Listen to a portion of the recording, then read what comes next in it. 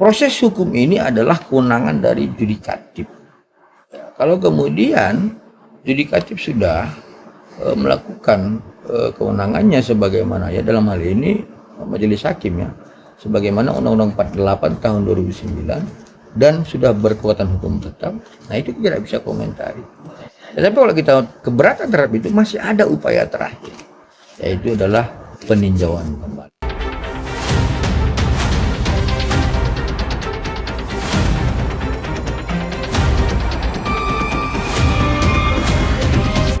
Julianus Sembiring yang merupakan kuasa hukum dari Dr. Reza Gladys menyebut bahwasanya gugatan Nikita Mirzani dan Ismail Marzuki tidak akan pernah bisa membebaskan Nikita Mirzani dari tahanan. Julianus Sembiring pun mengadakan sayembara terbuka dengan nilai sayembara yang sangat fantastis. 50 juta rupiah diberikan untuk umum jika bisa membuktikan dua hal. Yang pertama, bisa membuktikan dan menunjukkan bahwasanya Nikita Mirzani pernah mereview atau mengedukasi terkait dengan produk DNA salmon Dr. Reza Gladys sebelum adanya pelaporan dari Dr. Reza Gladys per 3 Desember 2024 kemarin. Kedua, bisa menunjukkan laporan polisi atas nama Nikita Mirzani untuk Dr. Reza Gladys. Kemudian 50 juta rupiah diberikan kepada kuasa hukum dari Nikita Mirzani jika bisa membuktikan atau menunjukkan bahwasanya adanya ribuan korban dari produk DNA salmon Dr. Reza Gladys serta adanya penjualan sebanyak ribuan dari produk DNA salmon tersebut. Sayembara tersebut berlaku sejak 11 April 2026 hingga 11 Mei 2026. Proses hukum ini adalah kewenangan dari yudikatif. Kalau kemudian yudikatif sudah melakukan kewenangannya sebagaimana ya dalam hal ini majelis hakim ya, sebagaimana Undang-Undang 48 tahun 2009 dan sudah berkekuatan hukum tetap, nah itu tidak bisa komentari. Tetapi kalau kita keberatan terhadap itu masih ada upaya terakhir, yaitu adalah peninjauan kembali. Pertama, Pak Prabowo tidak akan mau dan tidak akan bisa mengintervensi itu. Itu pertama. Yang kedua, seandainya pun Pak Prabowo itu mau masuk dalam wilayah itu, dia akan tanya staf-staf dia gitu, ya kan?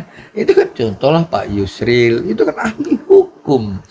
Jadi dibaca dia, aduh, masih begitu, ya kan? Ada masalah lebih besar. Ada masalah, aduh, ini apa? Enggak, maksudnya gini, Pak Prabowo itu tidak akan berani terlampau jauh gitu, karena fakta-fakta persidangan jelas, ya, jelas secara nyata adanya niat jahat dari si terpidana melakukan penghancuran kredibilitas, pengancaman dan pemerasan. Niki itu protes kemarin, kenapa dia punya berkas tanggal sekian masuk 1 hari kemudian diputus gitu loh. Sementara saya juga meninjau, saya juga bilang kepada staf di kantor, coba kita kan juga beberapa kali pernah kasasi, ya kan, seringlah kita lakukan kasasi.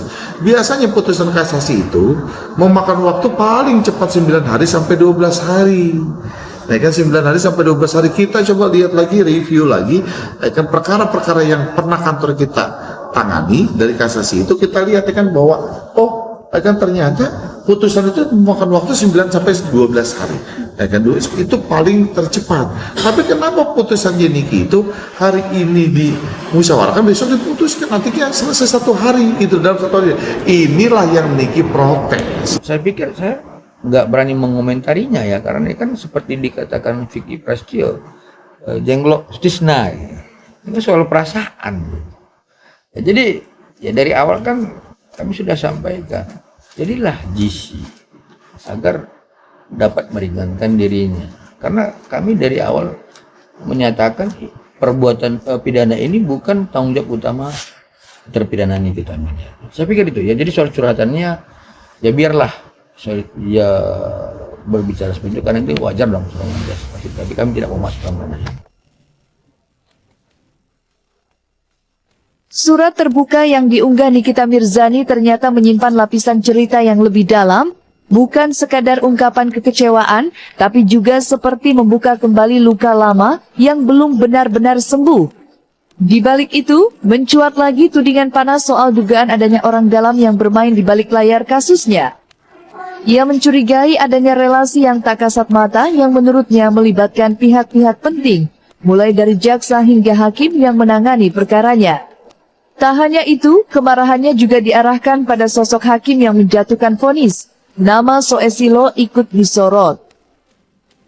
Tragedi keadilan di tangan Hakim Soesilo koruptor dirangkul, single mom dipukul kepada Bapak Presiden Prabowo Subianto.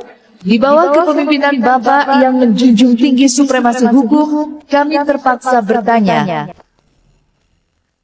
Di saat isu makelar kasus masih jadi bola panas yang bergulir kemana-mana, muncul satu suara yang justru bikin situasi makin berwarna. Bukan dari orang baru, tapi dari sosok yang dulu pernah begitu dekat dengan Nikita Mirzani, yakni Fitri Salhuteru. Hubungan yang kini sudah merenggang itu seolah membawa Fitri berdiri di sisi yang berbeda.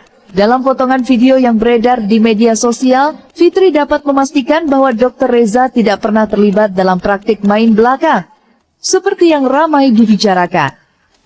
Nggak ada permintaan sejumlah uang atau apa tuh upaya penyuapan kepada penegak hukum, nggak ada. Nah, ya ini kalian harus dengar juga nih penjelasan aku. Itu adalah perbuatan orang-orang oknum-oknum yang jual nama, ya, yang jual nama. Jadi kalau saran aku, kalau memang si NM merasa dirugikan, lapor ke polisi, lapor. Kepalang, dia udah di sana, lapor. Jadi kita tahu siapa yang bersalah di kasus ini. Karena si bunda-bunda ini pun kasihan, dia jadi tertuduh. Gitu loh, walaupun dia suka ngebully-bully aku ya, dia udah minta maaf, aku udah maafin. Halo semuanya, dimanapun Anda berada, jumpa lagi dengan Mak Ulan Panyarekan yang di Paris, Perancis ini ya. Menyikapi persoalan yang terjadi di penggemar-penggemar Nikita Mirzani ini ya. Yang ternyata akhirnya dari perpecahan mereka salah paham kayak gitu, gontok-gontokan, saling memperebutkan siapa yang paling benar kayak gitu.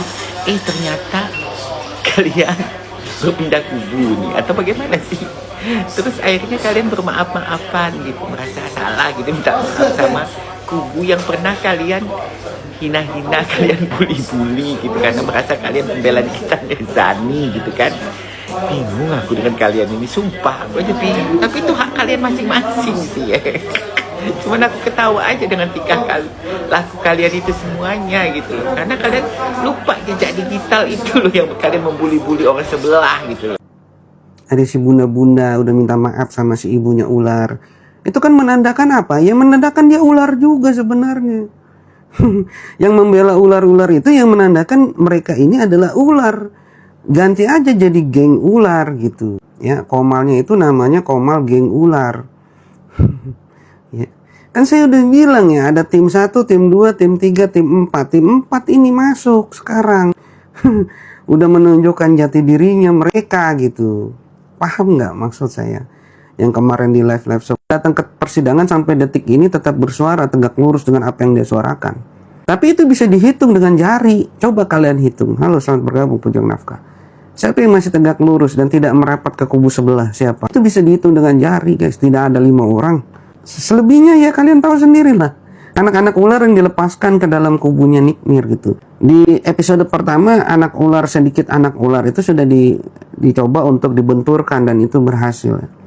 Nah di last minute ini anak ular itu dipanggil kembali sama ibunya ular. Untuk apa? Untuk bercerita apa aja yang udah kalian dapat di sana. Coba ceritakan kepada mama, biar mama bisa ikut membantu untuk apa, memframing ini menjadi sesuatu yang buruk untuk siapa? Nikita Mirzani tentunya. Umpan yang diberikan dari Mambel ke mereka itu dihantam, dimakan semua dan sekarang terlihat semua jelas. Siapa saudara geng ular yang disusupkan itu? Muncul satu persatu itu. Sekarang ya, muncul satu persatu.